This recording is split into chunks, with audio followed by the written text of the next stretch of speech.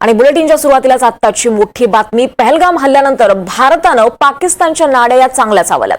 भारतानं पाकिस्तानचं पाणी बंद केलं आणि त्यामुळे आता पाकिस्तान तंतरलाय। सिंधू नदी करार भारतानं रद्द केलाय। पाकिस्तानचा SSARC व्हिसा भारतानं रद्द केलाय। शिवाय अटारी बॉर्डरवर सुद्धा वैध एंट्री रद्द केली आहे आणि याशिवाय भारतात आलेल्या परतण्यासाठी पाकिस्ताननं 48 तास दिले। भारतानं पाकिस्तानवर राजनैतिक स्ट्राईक केल्यानंतर आज भारतानं दुसरा स्ट्राईक केलाय आणि तो म्हणजे डिजिटल स्ट्राईक। भारतानं पाकिस्तान सरकारच्या X या सोशल मीडिया साईटला पूर्णपणे बंदी घातली आहे आणि त्यामुळे आता पाकिस्तान सरकारचं सोशल मीडिया अकाउंट हे भारतात दिसणार नाही। भारत आता एवढ्यावरच थांबणार नाहीये। आज बिहारमध्ये पंतप्रधान मोदींनी पाकिस्तान आणि दहशतवादी आकांना कडक इशारा दिलाय। अतिरेक्यांची उरली सुरलेली तळं उद्ध्वस्त करण्याचा इशारा पंतप्रधान मोदींनी दिलाय।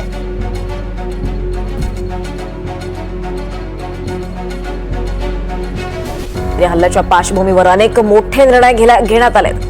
भारतानं आता कडक पावलं उचलण्यास सुरुवात केली आहे। पाकिस्तानची राजनैतिक कोंडी करायला सुरुवात केली आणि दुसरीकडे डिजिटल कोंडी सुद्धा भारतानं करायला सुरुवात केली आहे। भारतानं 65 वर्ष जुना सिंधू करार हा रद्द केलाय। त्याचबरोबर SSARC व्हिसा सुद्धा भारतानं रद्द केलाय। त्याचबरोबर अटारी बॉर्डरवरची वैध एंट्री सुद्धा रद्द केली आणि याशिवाय भारतात आलेल्यांना परतण्यासाठी पाकिस्तानला 48 तास दिले। भारतानं पाकिस्तानवर राजनैतिक स्ट्राईक केल्यानंतर डिजिटल स्ट्राईक सुद्धा केलाय। पाक सरकारचं ट्विटर अकाउंट भारतात बॅन करण्यात आलंय। पाकिस्तान सरकारच्या X या सोशल मीडिया साईटला भारतानं पूर्णपणे बंदी घातली आहे।